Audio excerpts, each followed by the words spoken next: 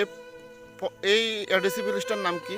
Sonaichhari ADC এটা কত নম্বর word? 3 নম্বর word.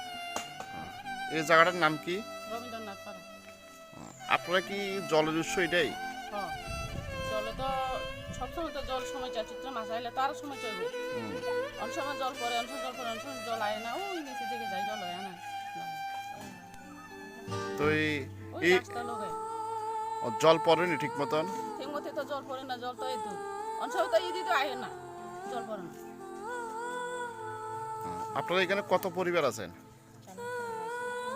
আছে 40-50 পরিবার এই গ্রামে লাগে। মানে এখন তো তাহলে জল খুবই কম উঠতেছে, আরো কিছুদিন পরে কি আরো জল আর কম জল উঠে? তো কমে যাবে। মানে এইভাবে কি আজকে কত বছর যাবত সমস্যা? সমস্যা তো হয়েছে প্রায় 4-5 বছর, তার বেশি হয়েছে। সাপ্লাই তো আগে মোটামুটি প্রথম প্রথম তো জল আয়, এখন তো একদম কমে গেছে যে জল আয় না, জল আয় তাহলে এখন আপনারা কোনখান থেকে, মানে এখানে জল না এলে কোনখান থেকে ব্যবহার করেন? ওই নেসিং থেকে যাই, ওই রাস্তা লোকে কল টল আছে যে কিন্তু জল ব্যবহার করে আর কি। পুকুর মন লাগে, স্নান টান করুন লাগে, পুকুরও তো এখন জল টল। এই যে জলের সমস্যা আপনারা এলাকা নেতৃত্বরা জানাইছেন?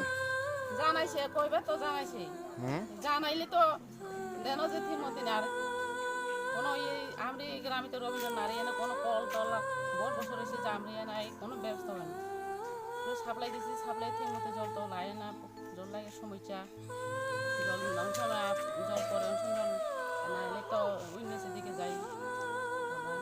পঞ্চায়েতেরা জানাইছেন এই ব্যাপারে? পঞ্চায়েতে তো জানাইছি, আমি মহিলা 10-12 জন যাই, ওই পঞ্চায়েতে জানাইছি, সাপ্লাই চালাই এর জানাইছি। মানে কোনো হেলদুল নাই?